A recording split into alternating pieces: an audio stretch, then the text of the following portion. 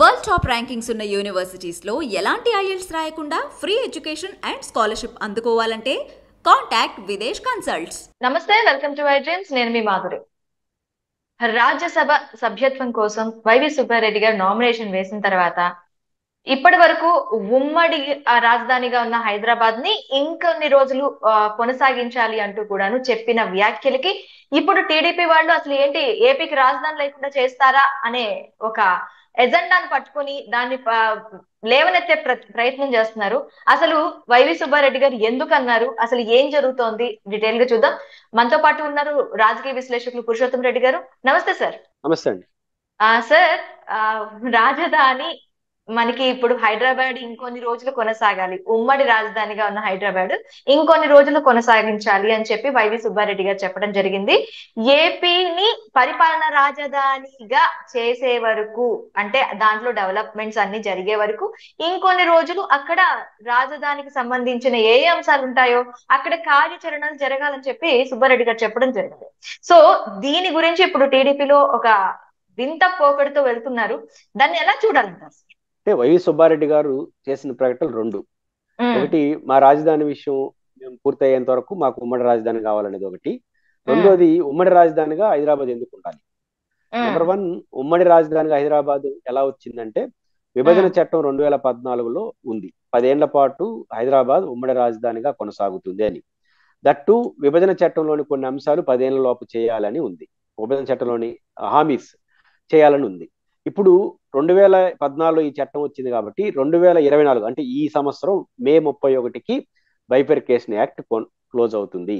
Bifurcation act అంటే అది మన హక్కు. హైదరాబాద్ ఉమ్మడి రాజధాని కూడా మన హక్కే. కాబట్టి ఈ హక్కుతో కూడుకున్నటువంటి చట్టం రద్దు అవుతుంది. ఇప్పుడు హక్కుతో ఉన్నప్పుడు మా మా మా ఇప్పుడు నరేంద్ర మోడీ గారిని ఏమని ప్రశ్నిస్తాం? విభజన చట్టంలో రైల్వే జోన్ ఉంది, ఇస్తారా ఇవ్వరా? హైదరాబాద్ విభజన చట్టంలో మనకు లోటు బడ్జెట్ ఉంది, ఇస్తారా ఇరా? ఇన్ని ప్రశ్నలు వేసే అధికారం, అవసరమైతే కోర్టుకు వెళ్ళే అధికారం కూడా మనకు ఉంటుంది. విభజన చట్టం రద్దు అయిపోతే పరిస్థితి ఏంటి? లేదు. కాబట్టి విభజన చట్టం అనేది కొన్ని అంశాలు ఇంకా పరిష్కారం కాలేదు. రైల్వే జోన్ ఇంకా పరిష్కారం కాలేదు, రాయలసీమ ఉత్తరాంధ్ర ప్యాకేజీలు పరిష్కారం కాలేదు, కోస్టల్ క్యారిడార్ పరిష్కారం కాలేదు, రాజధానితో ముడిపడినటువంటి కార్యాలయాలకు కేంద్రం నిధులు ఇవ్వాలనే దానికి ఇంకా పూర్తి కాలేదు. కాబట్టి విభజన చట్టంలో ఉన్నటువంటి చాలా అంశాలు ఇంకా పెండింగ్ ఉన్నప్పుడు హక్కుతో కూడుకున్న ఆ చట్టం కొనసాగాలనా వద్దా అని ప్రశ్నించినప్పుడు ఆ చట్టం ఎన్ని రోజులు కొనసాగాలంటే ఆ చట్టాన్ని అమలు చేయాల్సింది ఎవరు? కేంద్ర ప్రభుత్వం.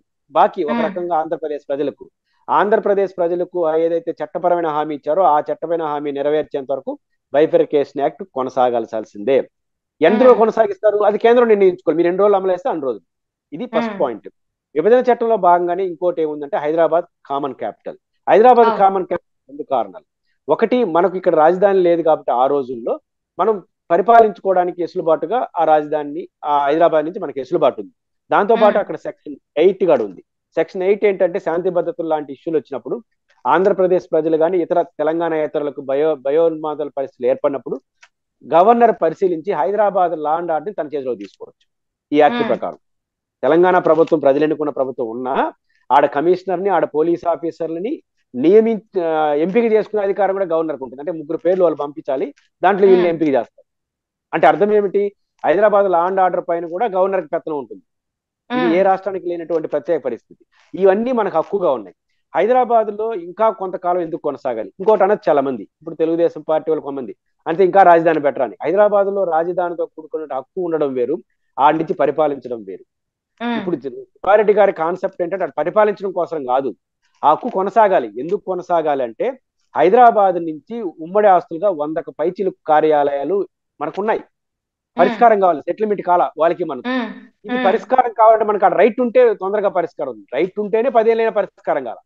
రైట్ కూడా లేకపోతే మన పరావాళ్ళు అయిపోతాం, అతిథులు అయిపోతాం. అతిథులు ఊడింటాడు, హక్కుదారుడు ఉంటేనే ఇన్ని కష్టంగా ఉన్న రోజుల్లో అతిథులు ఊరింటాడు. మీరు లేటెస్ట్ గా 6,000 కోట్లు విద్యుత్ బకాయిలు ఇమ్మని కేంద్ర ప్రభుత్వం రాష్ట్రాన్ని ఆదేశించింది 10 ఏళ్ల తర్వాత. చర్చలు జరిగి 10 ఏళ్ల తర్వాత ఆదేశిస్తే ఏం చేసింది తెలంగాణ ప్రభుత్వం? కోర్టులో వెళ్ళి స్టే తెచ్చుకుంది. ఇప్పుడు ఆంధ్రప్రదేశ్ ప్రభుత్వం మళ్ళీ సుప్రీంకోర్టులో స్పెషల్ లీవ్ పిటిషన్ వేసింది. ఈ నెలలో వాయిదా వస్తుంది. అంటే కేంద్ర ప్రభుత్వం ఆదేశించిన 6,500 కోట్లు 10 ఏళ్ళైనా ఇలేదంటే బకాయిలు, విద్యుత్ బకాయిలు. మిగతా సమస్యల పరిస్థితి ఏంది? తెలుగు అకాడమీ ఉంది. తెలుగు అకాడమీలో ఉమ్మడి ఆస్తి, దాని నుంచి 120 కోట్ల రూపాయలు రప్పించుకోవడం కోసం జగన్మోహన్ రెడ్డి గారు సుప్రీంకోర్టు వరకు వెళ్ళొచ్చు వచ్చింది. దానికోసం 20-30 కోట్లు ఖర్చు పెట్టాల్సి వచ్చింది లాయర్లకి. అంటే తెలుగు అకాడమీలో మనకు రావాల్సిన న్యాయమైన వాటాన్ని రప్పించుకోవడం కోసం సుప్రీంకోర్టు వరకు వెళ్ళాల్సి వచ్చింది. అంటే పాయింట్ ఏంది, మనకు 2 సమస్యలు, తెలుగు అకాడమీ పరిష్కారం అయింది, అదేవిధంగా ఈ విద్యుత్ బకాయిలు ఇంకా పరిష్కారం కాల, ఇంకా 100కు పైగా అజెండాలు ఉన్నాయి, సబ్జెక్టులు ఉన్నాయి, అవి ఎప్పుడు పరిష్కారం కావాలి? కాబట్టి మనకు ఆడ ఉమ్మడి ఆస్తితో కూడుకున్నటువంటి రైట్ మనకు ఉన్నప్పుడు పేచీ వస్తే మేము రేటు కూర్చుంటామని చెప్తాం, ఒక రైట్ ఉంటుంది మనకు. కాబట్టి ఉమ్మడి ఆస్తుల సమస్య పరిష్కారం అయ్యేంత వరకు హైదరాబాద్ లో ఉమ్మడి హక్కును కోల్పోకూడదు. ఒకవేళ తెలంగాణ వాదులకి ఇంకా ఎంతకాలం 10 ఏళ్ళు అయింది కదా, 10 ఏళ్ళు ఉన్నారు కదా, ఇంక పోవచ్చు కదా మా రాష్ట్రంతో మీకేం పంచాయతీ అని తెలంగాణ బిడ్డలు ఎవరన్నా ఉంటే వాళ్ళు రేవంత్ రెడ్డిని అడగాలి, అయ్యా బాబు వాళ్ళు ఎందుకున్నారు ఇక్కడ, వాళ్ళ బాకీలు ఇంకా ఇక్కడ ఉన్నాం, ఇంకా ఇక్కడ సబ్జెక్ట్ ఉంది, తొందరగా పనిచేసి వాళ్ళు పంపించేయండి, ఎందుకు మనకు పంచాయతీ అని చెప్పి వాళ్ళు ఒత్తిడి తేవాలి. తెలంగాణ ప్రజలు ఏపీ సుబ్బారెడ్డి గారిని విమర్శించే లాభం లేదు, మీ ప్రభుత్వానికి ఒత్తిడి తేండి, వాళ్ళ బాకీలు వాళ్ళకి రావాల్సిన ఏదో మంచో చెడ్డ తొందరగా తీసేయండి. వాళ్ళు ఉంటారు. ఇప్పుడు మనం ఇద్దరం ఒక ఇంట్లో ఉంటే మీరు పరిష్కరించకపోతే నేను కూడా ఇంట్లో ఉంటా, అంటే నా ఇంట్లో నా వాటా ఇచ్చేస్తే పోతాను, మీకు అంతగా పంపించాలనుకుంటే మనం తొందరగా నా సెటిల్ చేయండి అంటాను. కానీ ఇప్పుడు మనకు ఆంధ్రప్రదేశ్ హక్కు వద్దు అనుకుంటున్నారంటే తెలంగాణ వాళ్ళు, ఎస్ మా వాటా ఏదో దాన్ని తొందరగా తేల్చేసేయండి. కాబట్టి ఈ ఒత్తిడి మానసికంగా వాళ్ళకి రావాలి అంటే ఖచ్చితంగా హైదరాబాద్ ఉమ్మడి రాజధాని హక్కు రేపు తెల్లతో పరిపాలిస్తారా? పరిపాలించరు.